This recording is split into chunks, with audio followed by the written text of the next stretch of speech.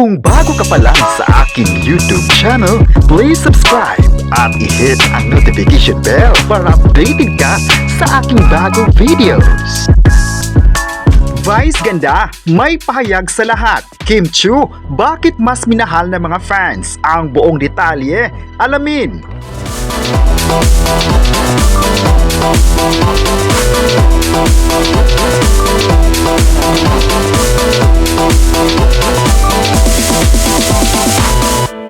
July 23, 2025, pasabog kung pasabog talaga ang mga balita sa mundo ng showbiz.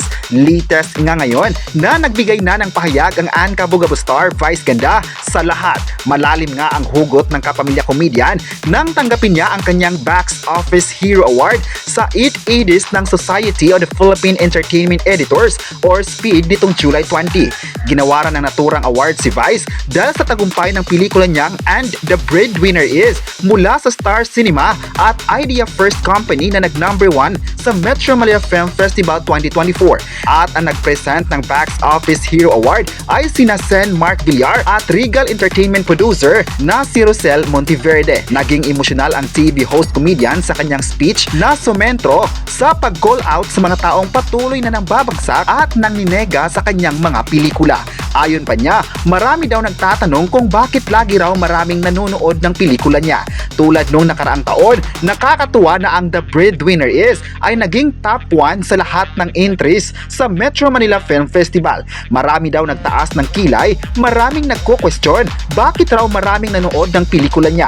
Para sa mga ilang kritiko, para sa ilang mga feeling mas magagaling pa sa kritiko, sa mga umarting kritiko, ang mga pelikula niya raw ay walang kwenta, walang katuturan, slapstick, katsipan, puro kabaklaan, puro kabaduyan, bakyang-bakya. Pagpapatuloy niya, pero bakit raw patuloy na pinipilahan ang mga pelikula niya? Dahil ang pelikula niya raw ay kahit hindi masyadong pumapasa sa panlasa ng mga kritiko, ang pelikula niya ay nagsisilbing pantakas ng napakaraming pangkaraniwang masang Pilipino. Ang pelikula niya raw ay ginagamit ng napakaraming masang Pilipino para maging instrumento para sila ay tumawa panandalian, tumawa't humagalpak hanggang sa makalimutan nila ang ilang segundo kung ano yung masakit, malungkot at mahirap na sitwasyon ng kanilang pamumuhay araw-araw. Marami raw mga Pilipino na patuloy na pumupunta sa sinihan para silipin at panoorin ang pelikula niya at pagtawanan siya para kahit paano ay makalimutan niya ang lungkot. Para kahit raw ay makakalimutan nila ang marami nilang problema. Pero kahit papaano ay makakalimutan nilang malapit na silang mawala ng pag-asa rito sa Pilipinas.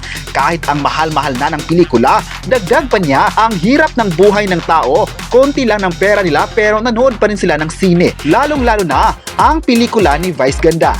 Ayaw nilang magpapakritiko at masyadong mag-isip sa panonood ng pelikula. Gusto daw nilang tumawa kahit yun ay magpapatawid sa kanila para bukas ay buhay pa rin sila. Para bukas, gusto pa nila ulit tumayo. Para bukas, may inspirasyon pa rin sila. Kaya walang hanggang pasasalamat ang gusto niyang ibigay sa masang Pilipino dahil yung masang Pilipino talaga ang labis-labis ang pagmamahal sa kanya.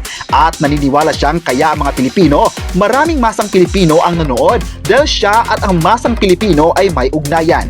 Dahil sa araw-araw lang panunood sa It's Showtime sa loob ng 17 years, nakabuo siya ng isang magandang ugnayan sa masang Pilipino. Naniniwala rin si Vice na malalim na ang koneksyon niya sa madlang people. Siya raw at ang masang Pilipino ay may relasyon. Sila raw ay nagkakaunawaan, iisang wika at lingwahe ang sinasabi nila. Iisa ang trip at ang relasyon niya sa masang Pilipino ay parang pangkaraniwang relasyon sa araw-araw. May love-hate relationship pero hindi sila nag-iiwanan. Iniisip niya ang mga tao palagi. Inuunawan niya ang mga tao at araw-araw nagmamahalan sila. Kaya naman sa tuwing may pelikula si Vice, lalong-lalo na sa Pasko, sila po ang nagkikita. Siya at ang masang Pilipino ay isang pamilya. Dahil dito ay marami sa mga fans ni Vice Ganda ang mas bumilib sa naging pahayag niya sa lahat. Ayon pa nila, magaling naman talaga ang kapamilya at host na kitang-kita naman ang galing nito sa noontime show at ilang projects ng ABS-CBN sa movies. May ilang netizen naman ang proud kay Vice Ganda dahil sa positive na dala nito sa mga viewers. Marami naman ang nagsabing iba naman talaga ang nagagawa ng nag-iisang Vice Ganda. Pinatunayan ni Vice na bagay siya sa kanilang Ann Cabugabo star dahil kahit may mga negatibong komento pa, ay patuloy pa rin siyang matatag sa mga ganap niya sa showbiz. Hindi siya nagpapaapekto sa mga intriga kung saan mas sumikat pa siya sa ngayon. Marami naman ang nagagalingan sa kanyang hosting skills sa TV at ilan nga sa mga komento ay sana magkakaroon naman siya muli ng bagong movie ngayong taon.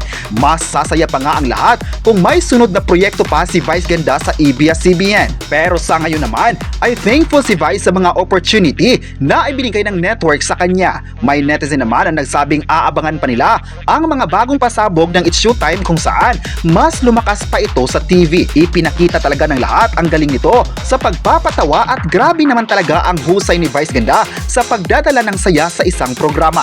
Kaya isa itong dahilan na marami pang mga viewers at fans ang manonood sa It's Showtime dahil sa napakagandang segments na meron sila ngayon, kabilang na ang Escort of Appeals at Breaking News. Sa kabilang banda naman ay tila walang pahinga kung inilarawan ng mga fans ang kapamilya actress at TV host dahil sa sunod-sunod na proyekto nito sa ABS-CBN. Grabe naman raw ang nakitang sipag ni Kim Chiu sa bawat ginagawa nito sa larangan ng pag-arte. Ayon pa ng mga fans ay napaka-dedicated raw ng kapamilya dahil kahit busy na siya ay nakuha pa rin itong dumalo sa events ng ABS-CBN.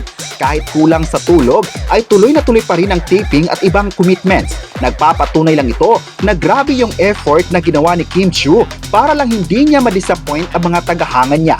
Pero marami naman na nagsabing si Kim Chiu ay physically fit na walang dapat ikakabahala ang lahat ng Kim Pao fans. Makikita naman na nag-enjoy ang kapamilya actress at proud sa nakuhang mga proyekto sa Kapamilya Network. Kaya marami sa mga fans ni Kim Chiu ay nababahala rin sa sunod-sunod na projects na ipinagkatiwala sa kanya at nagawa naman niya ito ng tama. Marami din sa mga fans ngayon ang nagsabing patuloy lang susuportahan ang nag-iisang Chinita Princess sa The Alibay serye nila ni Paolo Avellino. Mas exciting pa nga dahil patuloy pa rin ang taping ng The Alibay sa Cebu. Marami naman sa mga fans ang nagsabing magaling na actress si Kim Chiu dahil nakuha niya ang puso ng mga viewers. Dahil sa kanyang bibo na attitude sa pag-arte ay marami na rin sa mga fans ang bumilib sa kanya. Pinatunayan pa ng mga fans na malapit ang loob nila sa kapamilya actress. Marami naman kasi ang nagmamahal kay Kim Chiu, lalong-lalo na ngayon na marami pang dapat abangan ng lahat ng mga kapamilya. This is pasabog talaga mga kapresko ngayong araw dahil pinag-usapan pa rin ng Kim Pao sa mundo ng social media. Marami na nga ang naghihintay ng kanilang serye at umaasang maipalabas na ito ng maaga. Ano pa kaya ang mga susunod na updates ng Kim Pao? Kaya tutok lang tayo mga kapresko sa mga susunod na balita. Alam ko na marami na sa mga Kim Pao fans ang gigil na sa mga bagong balita ng Kim Pao dahil mahal nila ito at ipinakita talaga ang suporta sa dalawa. Ngayong araw ay busy pa talaga sina Kim Chiu at Paolo Avellino sa pagpapatuloy ng kwento ni Stella Marie at Vincent, kaya exciting ito mga kapresko. Good luck Kim Pao! Kayo, ano ang masabi nyo na nagsalita na si Vice sa issue? I-comment na kung excited na ba kayo sa The Alibay serye ng Kim Pao at huwag kalimutang i-subscribe ang ating YouTube channel.